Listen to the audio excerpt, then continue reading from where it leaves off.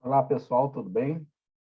Já são 8h45, 20 horas e 45 minutos, dia 4 de maio de 2022. Eu não estou conseguindo acessar aqui pelo computador o grupo do WhatsApp, mas o nosso horário é esse mesmo, 8h45, então vamos começar a nossa aula. O link é o mesmo, é permanente, como vocês já sabem. Então, vamos dar continuidade no nosso conteúdo de direito ambiental. E conforme vocês forem entrando, a gente vai interagir, ok? Provavelmente vocês devem estar saindo da aula do primeiro horário, mas já deu o tempo da nossa disciplina, né? Que é Direito 3. Então, vamos dar continuidade. Na aula passada, nós terminamos a aula fazendo alguns exercícios. Eu acho que faltou um só para fechar, mas está lá na apostila.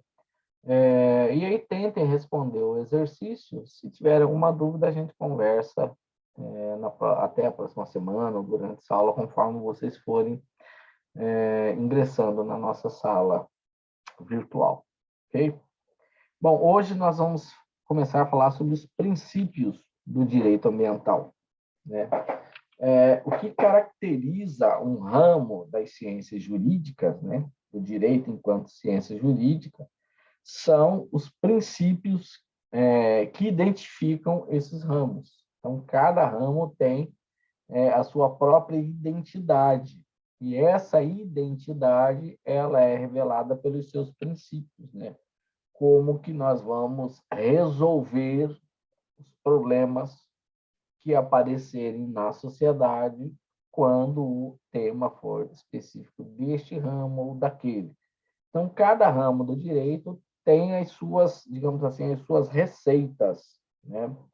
Em cima de uma filosofia, né? Em cima de uma doutrina, em cima de um pensamento jurídico que a gente chama de jurisprudência, tá? Então, o direito ambiental, ele passa a ser um ramo do direito, é um ramo novo, quando ele se apresenta dentro das ciências jurídicas com os seus princípios, tá? Então, nós vamos estudar os princípios, porque se a gente entender bem esses mecanismos metodológicos de soluções de conflitos na sociedade, a gente vai compreender bem as relações sociais que envolvem a proteção do meio ambiente, ok? Então, essa é a ideia. Não existe uma unanimidade de dizer, ó, o direito ambiental tem esse princípio. Mas existem alguns princípios, porque cada autor, né, cada doutrinador, ele consegue enxergar, interpretar a lei e as demandas da sociedade em que suscitam interpretações dos tribunais de tal forma, então ele identifica alguns princípios, alguns fundamentos, alguns motivos para que justifique uma determinada decisão judicial. Então, ele vai identificando esses motivos, ele vai dizendo que isso aí vai formando uma tese, né, filosófica, que ele vai definir por princípio. Tá? Então, dependendo do autor, você vai ver alguns princípios, outro autor você vai ver outros princípios, mas os que nós vamos ver aqui são os básicos que praticamente todos os doutrinadores, todos os autores falam. Mas tem mais, que vão ser, você consegue ver que derivam desses que nós vamos ver aqui. Tá?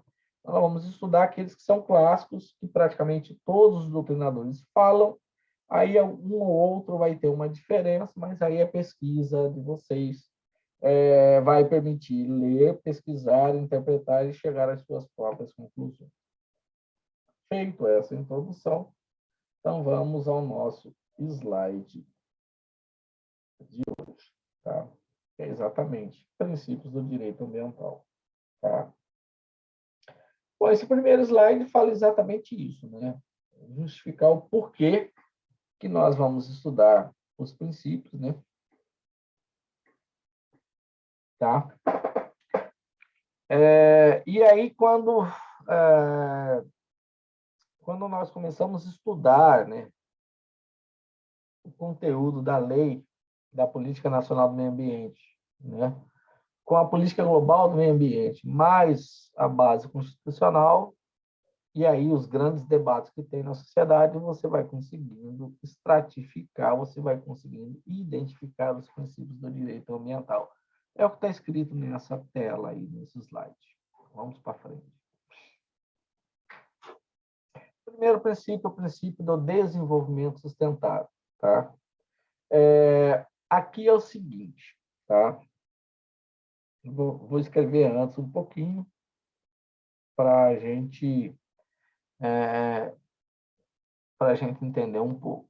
Vocês lembram da lei de Lavoisier?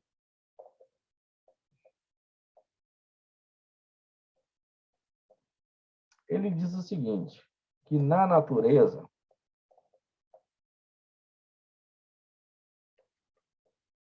nada se cria,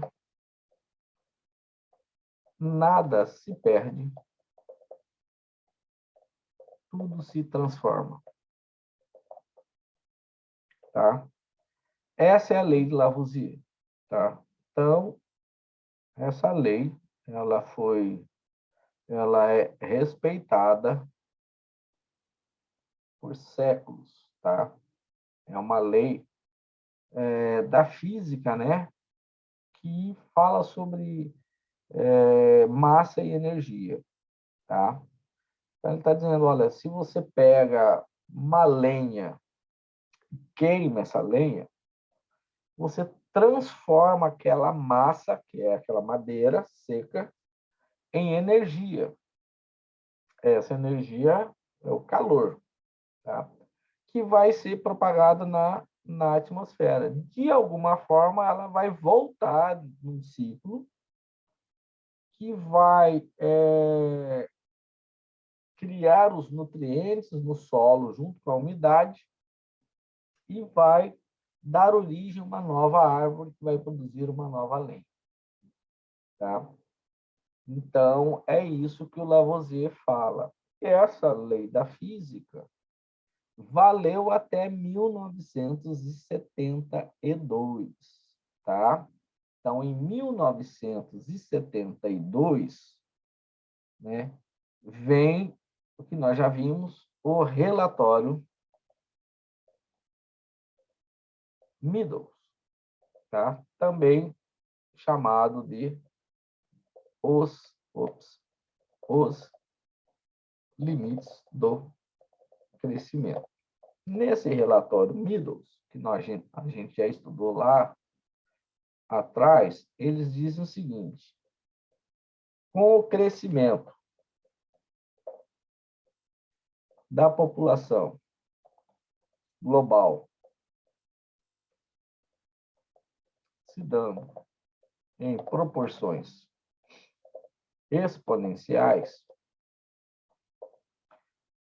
e, com isso, o crescimento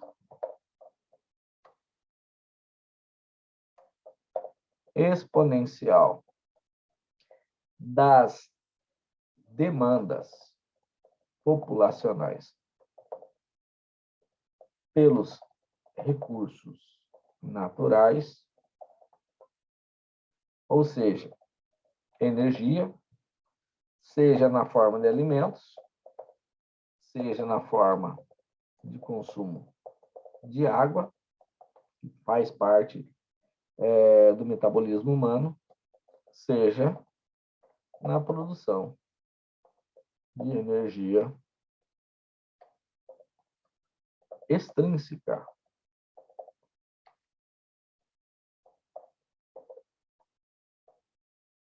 Né? Ou seja, energia elétrica, combustíveis, que é extrínseco. Né? Eu vou produzir um sapato, eu vou gastar energia para produzir esse sapato que nós vamos usar. Extrínseco é que está fora do nosso corpo. Tá? Então, os recursos naturais para o relatório Meadows, eles são finitos. Ou seja, há uma negativa sutil à lei de Lavoisier.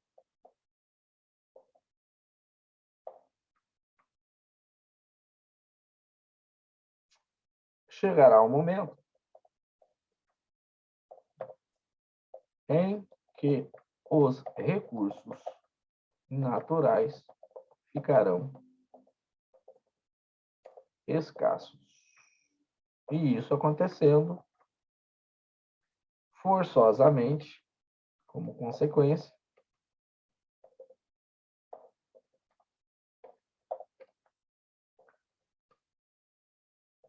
a população global irá diminuir drasticamente.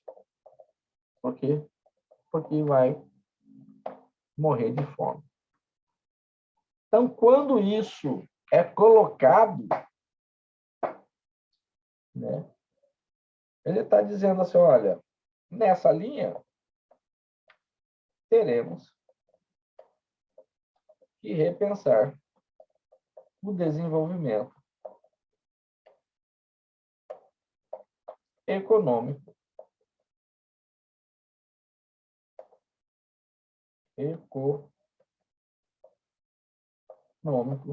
das nações, principalmente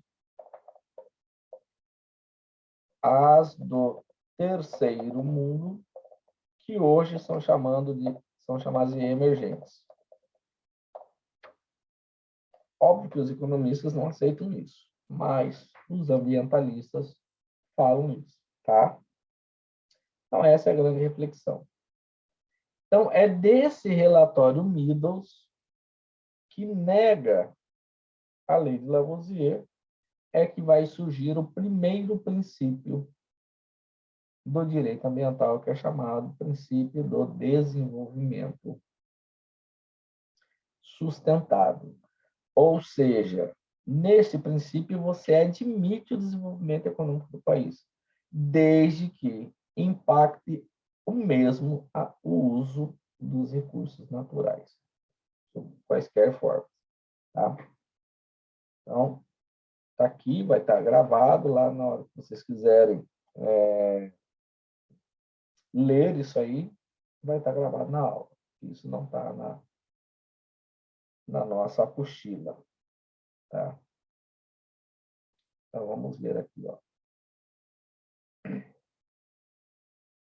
Então, a primeira coisa que ele pega aqui é a questão do desenvolvimento sustentável é a defesa e a proteção dos recursos naturais, ou seja, do meio ambiente ecologicamente equilibrado, para as presentes gerações, porque elas precisam, e para as futuras. Tá? Né? Também vai surgir dessa situação em um princípio que aqui a gente não fala, mas em alguns autores falam, que é o princípio intergeracional. Tá?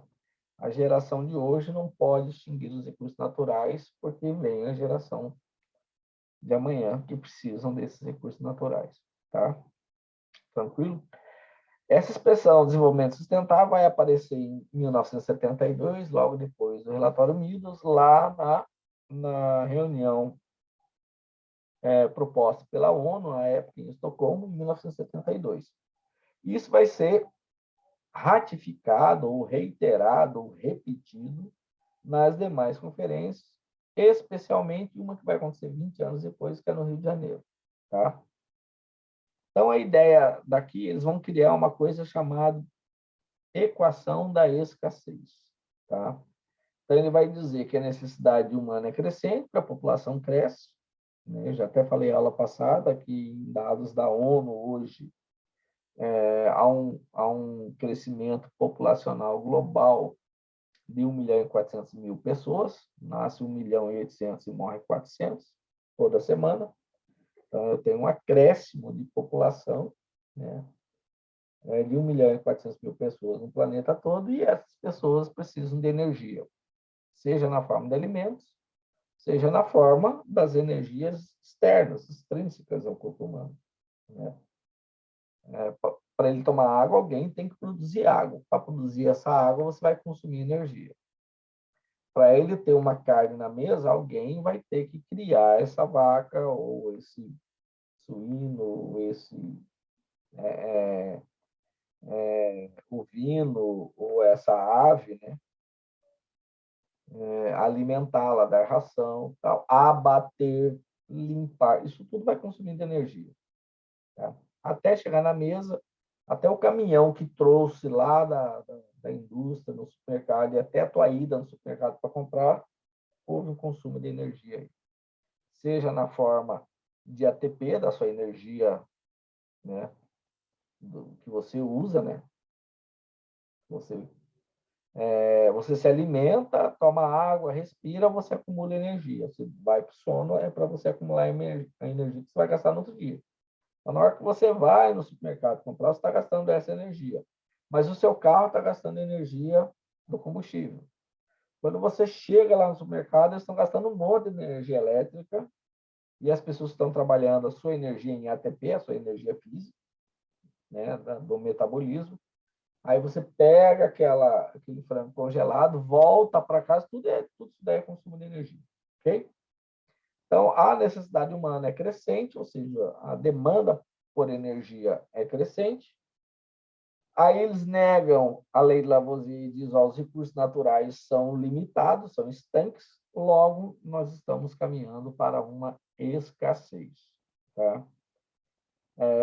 Nessa linha de raciocínio, né, eu admitindo isso, essa hipótese como uma verdade absoluta, a única alternativa que se vê é reduzir o tamanho da população global.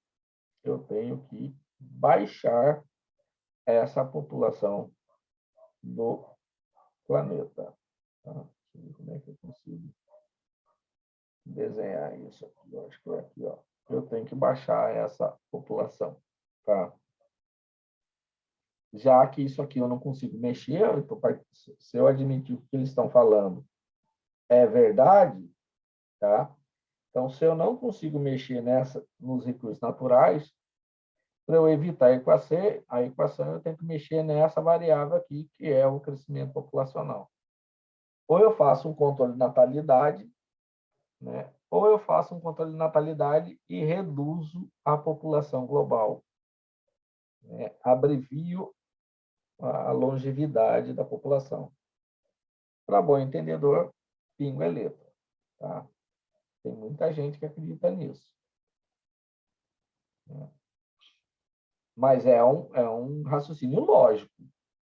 Né? Ou então, os recursos naturais não são limitados e eu não estou. A escassez nunca vai acontecer, já que a população continua crescendo. É uma outra hipótese. Parece-me que essa aí é negada. O consenso comum é admitir que a produção de alimentos ela é limitada, que a água é limitada, que a produção de energia elétrica é limitada, que a produção de combustíveis fósseis é limitada. Então, eu caminho realmente para a escassez. E aí, a única variável que eu tenho para controlar e evitar a escassez é essa outra variável aqui, que é a necessidade humana. Fica a reflexão aí. Como que nós vamos lidar com isso? Eu não sei.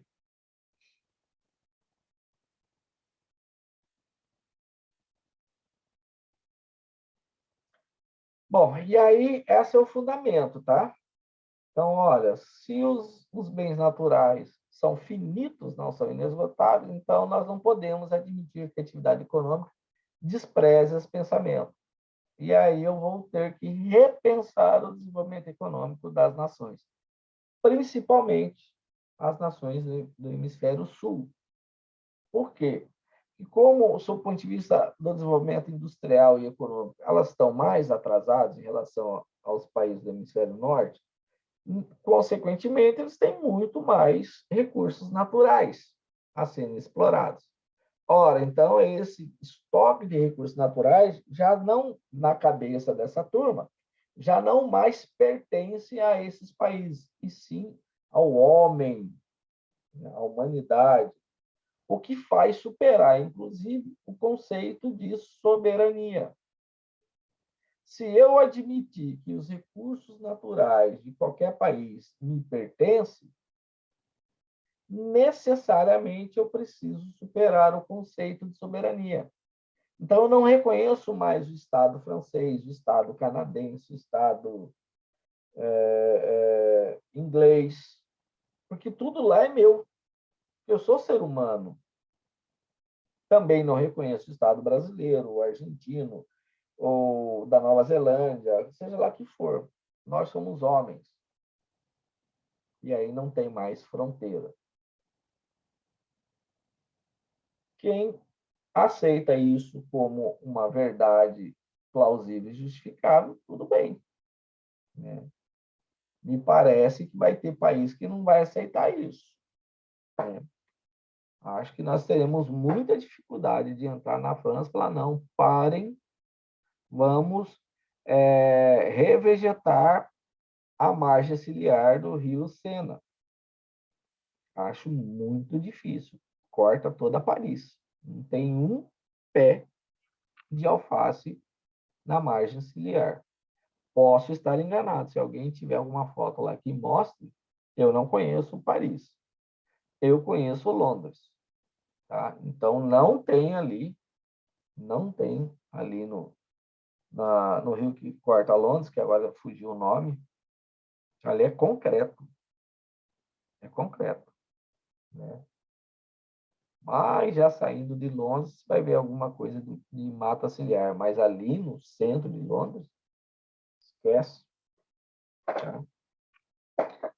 Bom, o princípio do desenvolvimento, isso tudo eu coloco para a gente pensar, gente, para a gente desenvolver um pensamento crítico. Tá? O princípio do desenvolvimento sustentável propõe uma coexistência, né, uma existência harmônica entre a iniciativa privada, ou seja, o desenvolvimento econômico, e o meio ambiente, garantindo efetivamente um meio ambiente ecologicamente equilibrado, não só para as presentes, mas para as futuras gerações. De tal forma que o artigo 170, inciso 6º da Constituição, esse artigo 170 ele é muito importante, porque ele fala sobre a questão dos princípios da economia do Brasil. Tá?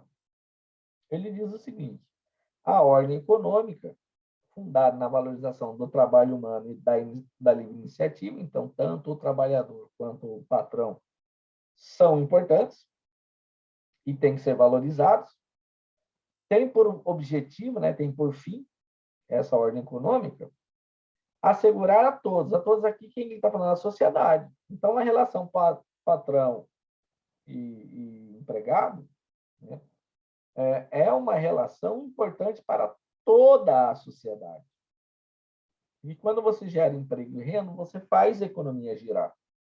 O açougue vai vender, o supermercadinho vai vender, o posto de gasolina vai vender, a farmácia vai vender, a escola vai ter aluno, porque os filhos do trabalhador estão lá.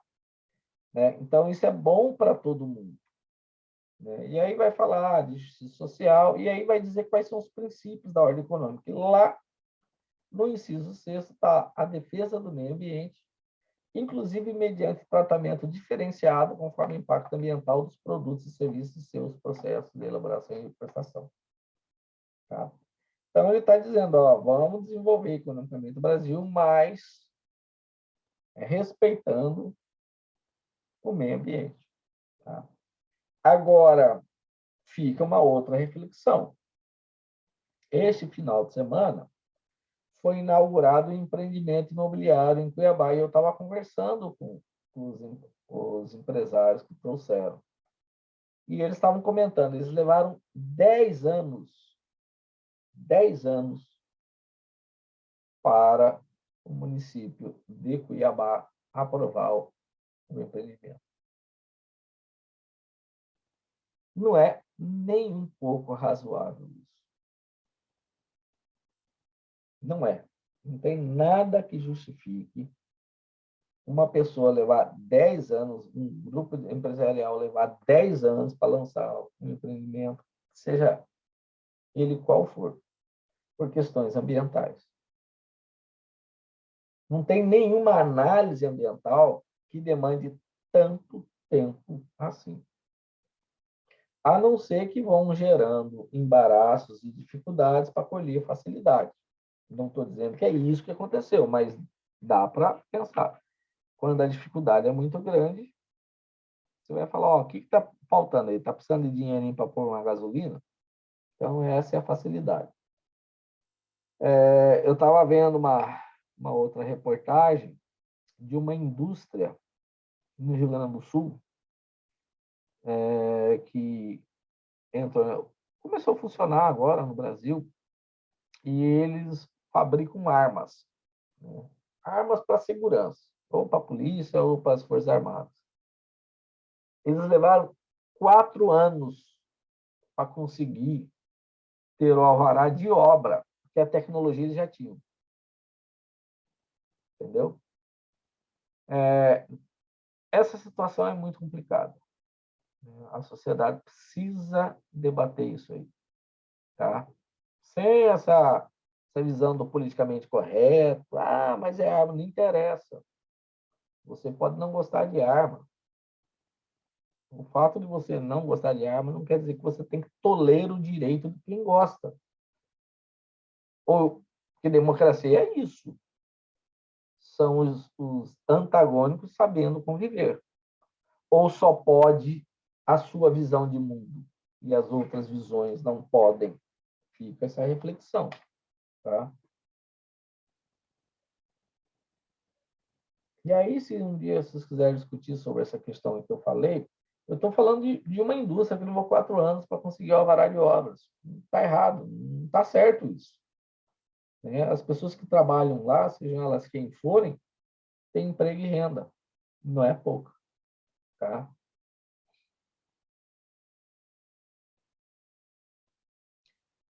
Bom, o que o Fiorilo fala? Dessa forma, o princípio do desenvolvimento sustentável tem por conteúdo a manutenção das bases vitais da produção e reprodução do homem e suas atividades. Produção econômica, a reprodução do homem e de suas atividades, ou seja, as próximas gerações, garantindo igualmente uma relação satisfatória entre homens e deixos com o seu ambiente, para que as futuras gerações também tenham a oportunidade de desfrutar os mesmos recursos que temos hoje à nossa disposição. Correto? Então, por exemplo, o que é que está impactando no estoque pesqueiro do Pantanal? E aí nós temos que fazer uma pesquisa honesta, sem viés ideológico. É a atividade humana ou é a superpopulação de jacaré? Se o estudo apontar que é a superpopulação de jacaré, nós vamos ter que reduzir essa população para conseguir voltar a ter o equilíbrio dinâmico das espécies. Por quê? Porque eu fazendo isso, eu consigo assegurar para os meus filhos, para os filhos dos meus filhos, para os filhos dos meus filhos, peixe. Se nós negligenciarmos hoje, nesse desequilíbrio dinâmico entre jacaré e os peixes do Pantanal, vai faltar peixe para os meus netos, para os seus netos, para os nossos bisnetos. Tá? Então, em 2018, eu tinha esse dado. Mato Grosso produziu 60 mil toneladas de peixe no ano, sendo 8 mil toneladas peixes de captura. É dado oficial. Tá? 8 mil toneladas foram peixes que foram pescados nos nossos rios. Ok? E aí, em cima da população de jacaré, considerando que ele come 7% do seu peso uma vez por semana, e a população estimada é isso há uns 5, 6 anos atrás, em 13 milhões de jacarés, e considerando que o jacaré, na sua fase jovem, ele não come peixe, ele vai comer moluscos, caranguejos, é, é, aquele, aquele caracol lá, que eu esqueci o nome, que tem bastante no Pantanal, e se eu considerar que apenas 40% desses 13 milhões de jacarés são adultos, vou desprezar 60% dessa população de 13 milhões, são dados que eu tenho, tá, gente? E um peso médio do jacaré adulto na faixa de 50 quilos, se você colocar 7% de 50 quilos, 40% de 13 milhões, ele vai comer aproximadamente 14 mil toneladas de peixe por semana no Pantanal. Enquanto que a produção de peixe humana foi 8 mil no ano. Tá? Fica a reflexão. Isso tudo tem esses números, tá? Inclusive pesquisa da Exalc. Bom, princípio do poluidor-pagador. Tá? Esse princípio aqui ele é muito interessante. Tá? Ele tem uma extensão bem grande. Primeira coisa é a seguinte, a ideia aqui não é eu vou poluir, então eu vou pagar para poder poluir. Não é essa a ideia. Tanto é que essa ilustração que eu coloquei aqui, essa mãozinha negativa é para dizer assim, ó, você não vai pagar para poder poluir. A ideia aqui é outra, tá? É evitar a poluição ao máximo, tá?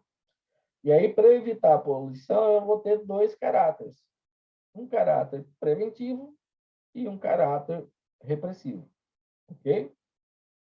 No caráter preventivo, antes de eu começar uma atividade econômica, eu serei compelido a custear todos os estudos ambientais para saber se essa atividade econômica que eu pretendo desenvolver neste local, ele é potencialmente poluidor, se essa poluição ela é controlável ou se ela é irreversível, para que o Estado autorize ou não a atividade econômica naquele local.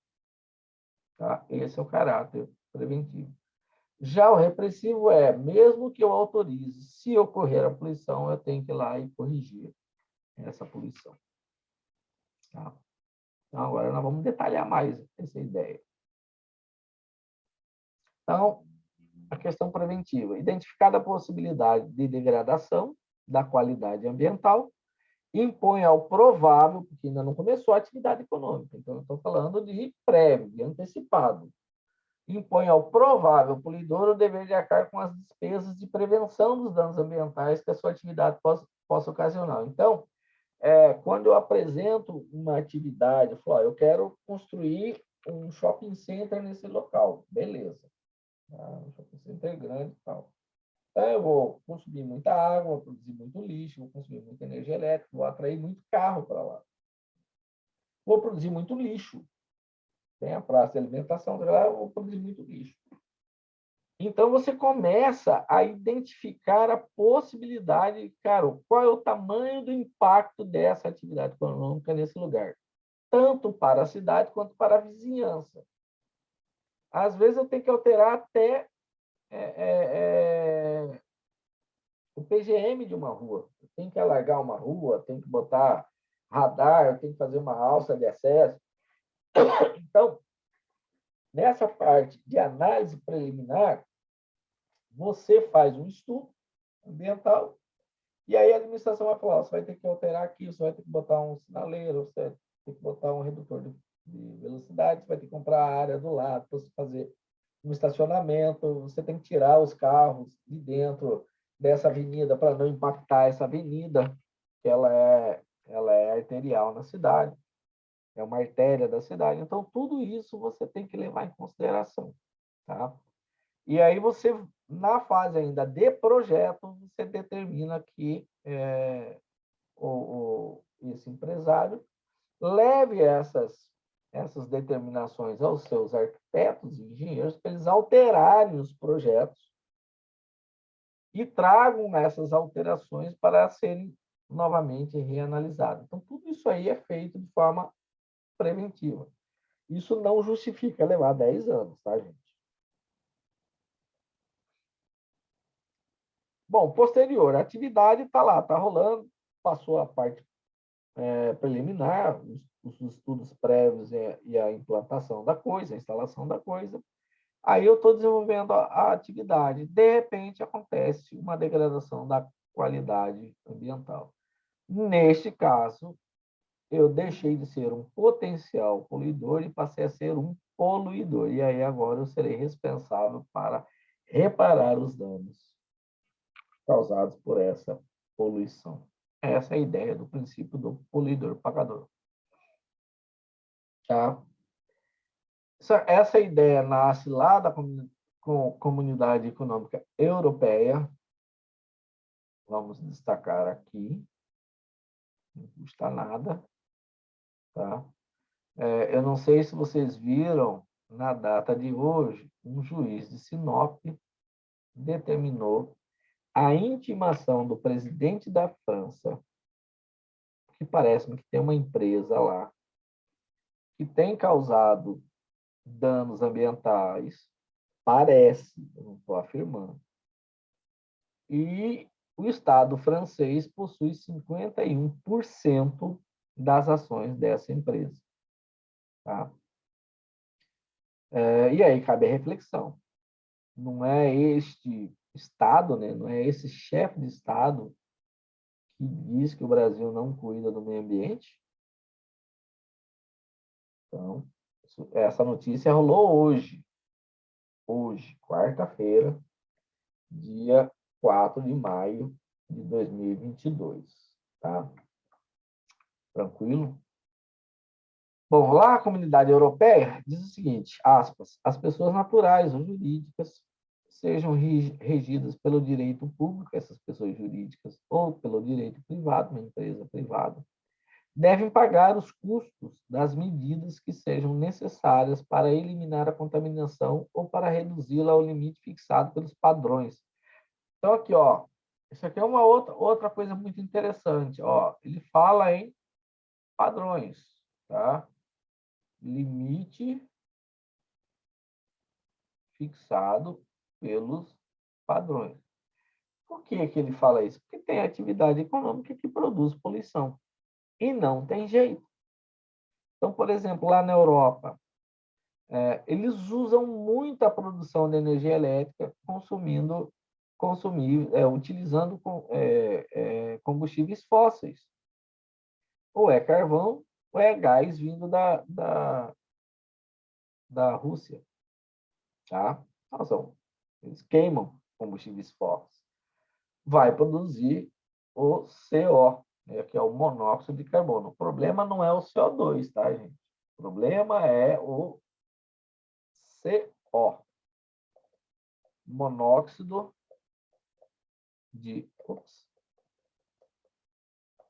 monóxido de carbono.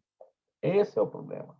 Que é aquela fumaça que sai, por exemplo, no escapamento dos carros quando você está utilizando gasolina ou diesel.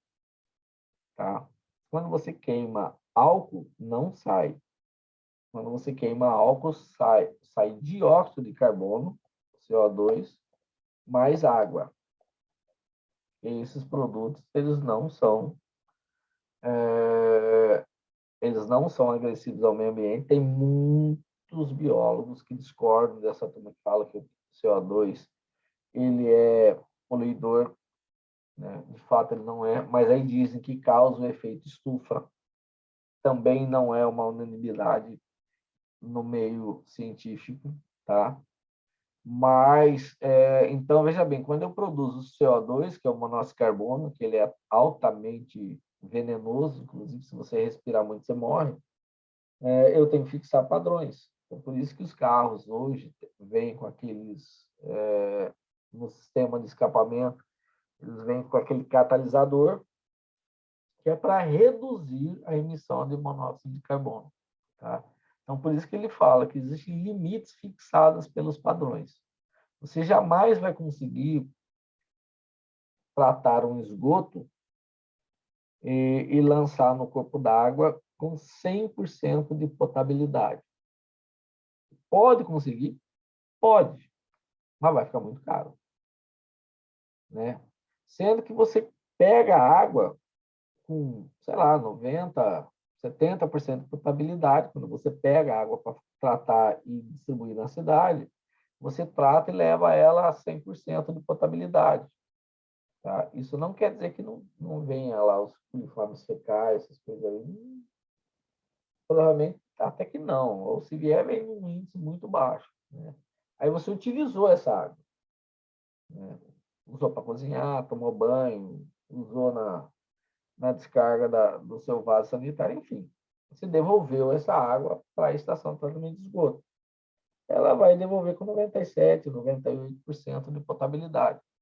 Muito provavelmente melhor do que quando ela fez a captura da água para tratar. Tá? E isso a imprensa não mostra. Ela sempre vai mostrar uma parte ruim, né?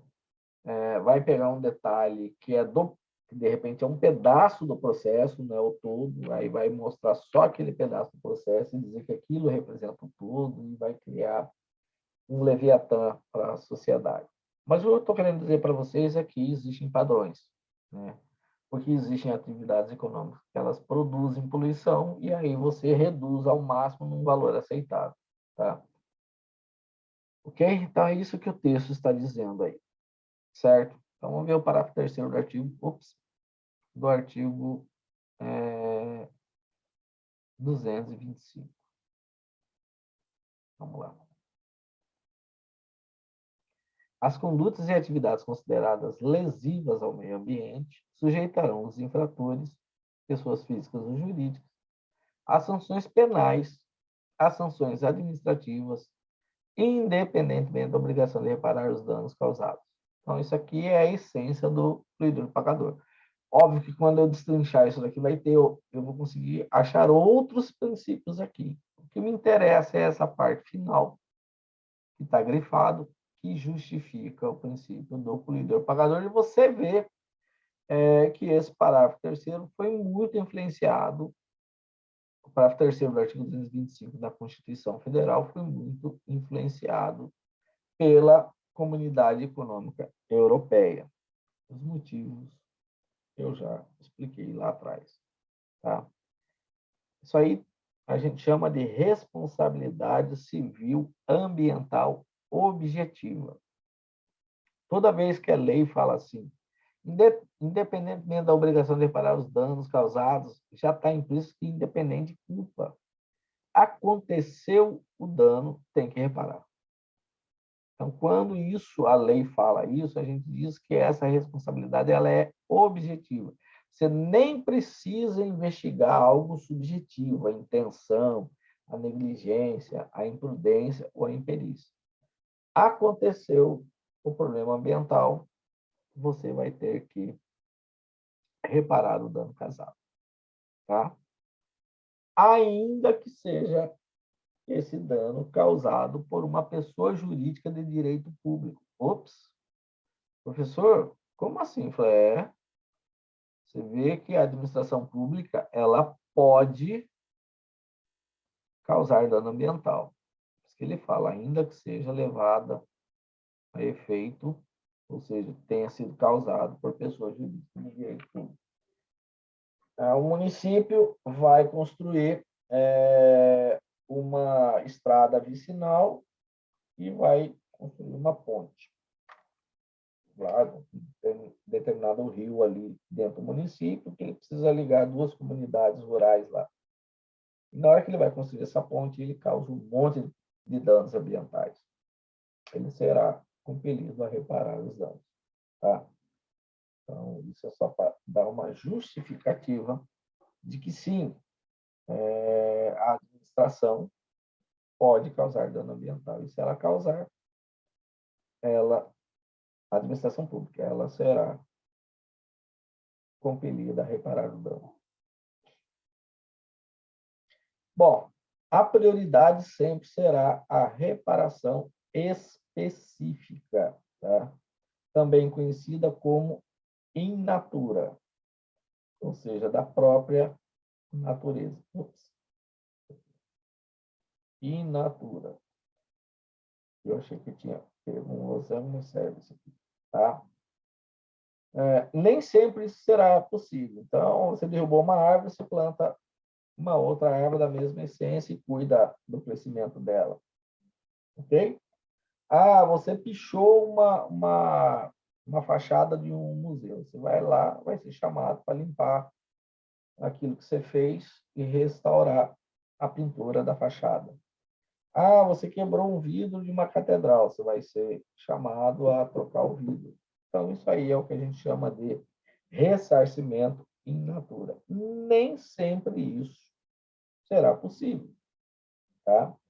Caiu uma chuva muito forte, vários dias, e aí um morro desabou e rebentou lá com o bairro inteiro.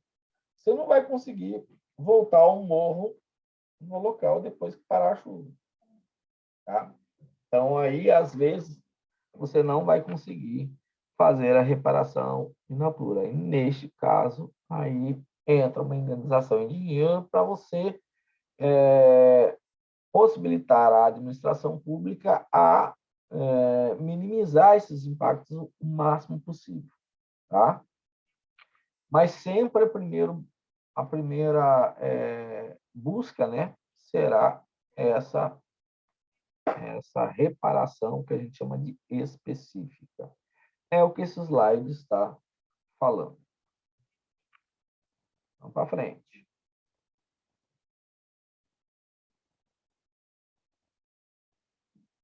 Vamos para frente.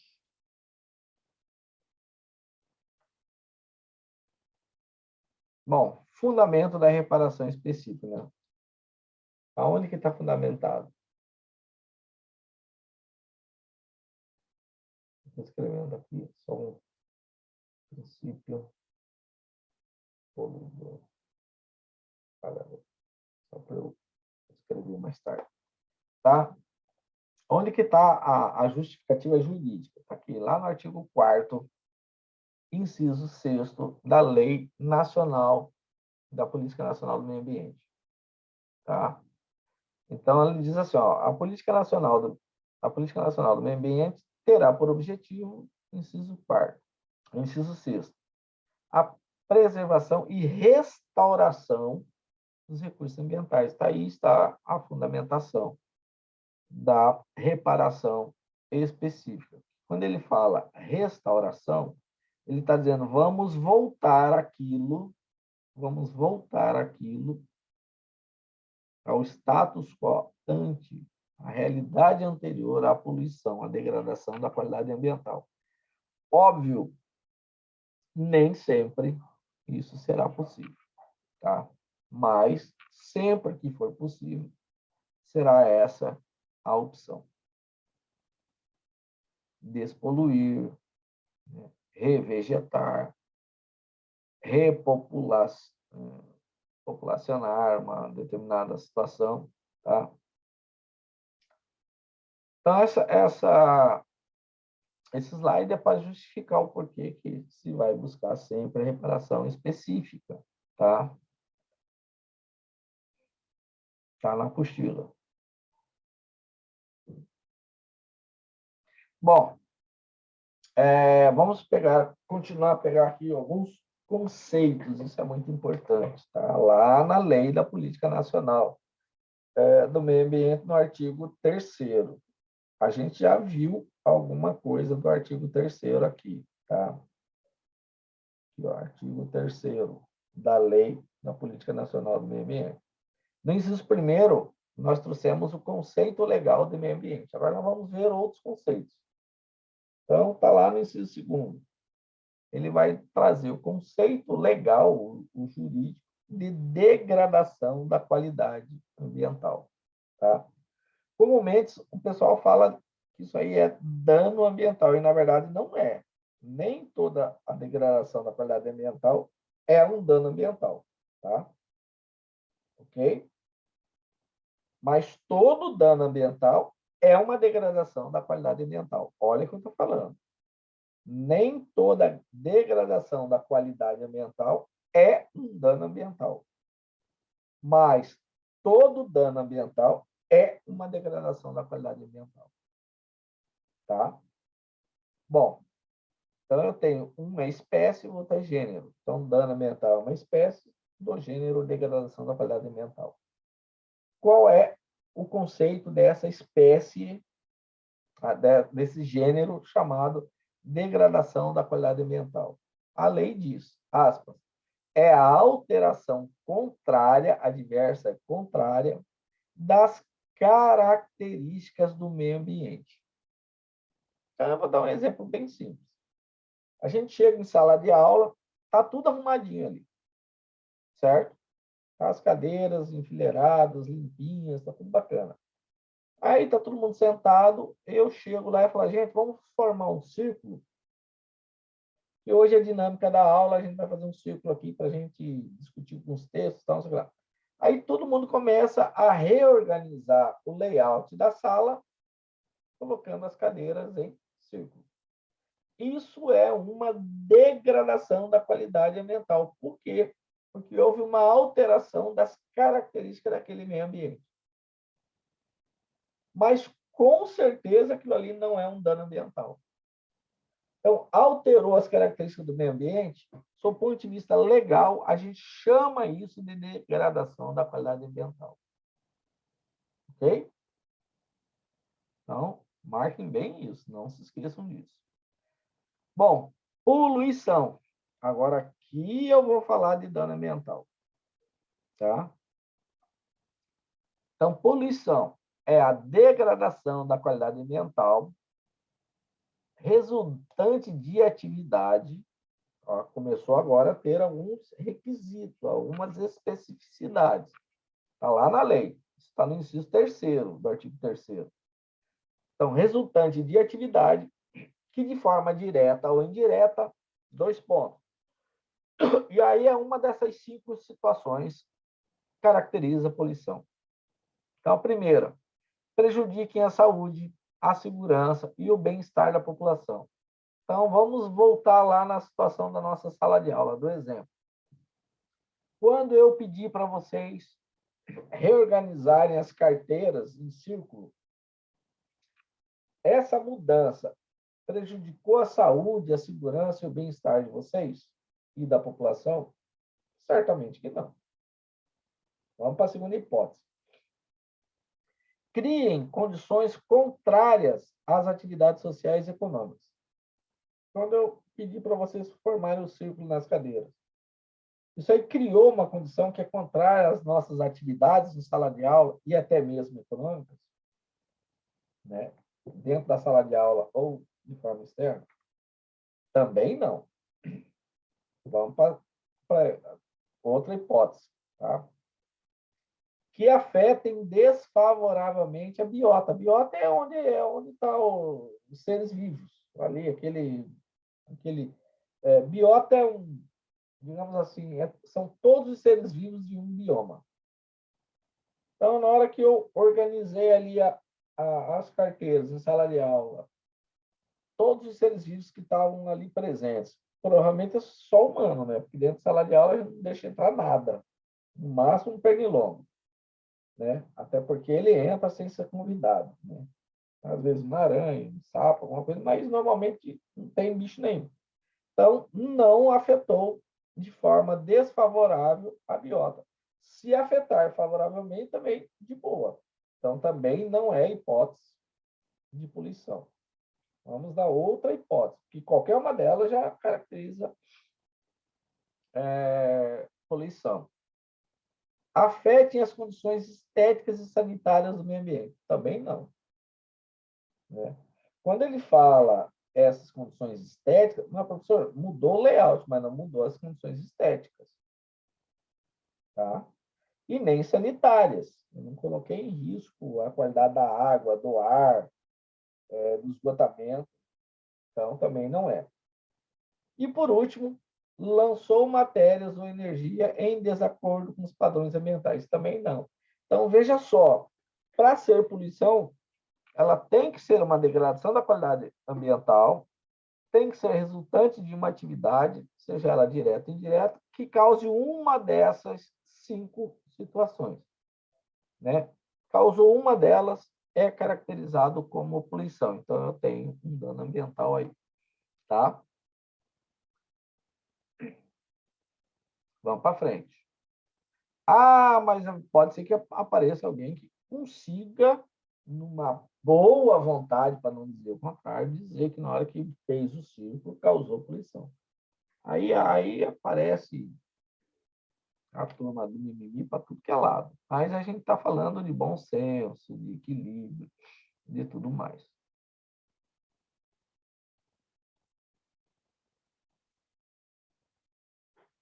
Poluidor, tá? Está lá no inciso 4º do artigo 3º, tá? Então, eu já sei o que é meio ambiente, que está no inciso 1º. Eu já sei o que é degradação da qualidade ambiental, está no inciso 2º. Eu já sei o que é poluição, está no inciso 3º. Agora vamos descobrir quem é o poluidor, ou seja, o causador da poluição. Pessoa física ou jurídica, de direito público ou privado, que direto ou indiretamente por atividade causadora de degradação ambiental. Olha aqui, ó, um caso aqui tem um detalhe, gente, que é muito interessante. Pessoa. Para ser poluidor, na forma da lei, tem que ser uma pessoa. Ok? Então, fatos da natureza não causam poluição, ainda que encaixe naquela situação do inciso anterior, né? Impacte desfavoravelmente a biota, cause problemas econômicos, afetem desfavoravelmente a estética, tá? Mas se decorrer de uma atividade natural, caiu um raio numa árvore, e ali começou um incêndio, virou um incêndio de proporções, né, fora do normal. Isso não é poluição. Isso é uma degradação da qualidade ambiental. Por quê? Porque para ser poluição, ele tem que decorrer de um ato de um poluidor. Vai ter alguém que vai dizer, não, é poluição, mas eu só não tenho poluidor, eu não tenho a quem responsabilizar. No meu ponto de vista, entendo que não é poluição, porque para ser poluição tem que decorrer de uma ação de uma pessoa, de um ser humano, seja ele físico, seja ele como uma pessoa jurídica. Tá? Vai ser só uma degradação da qualidade ambiental. Tá? Bom, conclusão: poluição é a degradação da qualidade ambiental, ou seja, qualquer alteração contrária das características do meio ambiente decorrente de uma atividade humana. Tá? Nem toda degradação da qualidade ambiental é poluição, nos termos da lei, pois, para ser considerada poluição, essa degradação deverá ocorrer da ação ou omissão humana, pessoa natural ou jurídica, pública ou privada. Portanto, fatos naturais não são poluição. Nós estamos terminando a aula, que já estamos fechando 1 hora. Tá? Então, está aqui, ó, fatos naturais. No Rio de Janeiro, em 2011, teve uma chuva lá e aqui no Japão, em 2011, que foi o tsunami. Teve uma chuva lá que caiu um morro lá numa cidade lá e destruiu praticamente a cidade. Isso aqui não é poluição. Teve um terremoto lá no Pacífico que causou tsunami que matou 300 mil pessoas, não só no Japão, mas em todos os litorais onde esse tsunami chegou.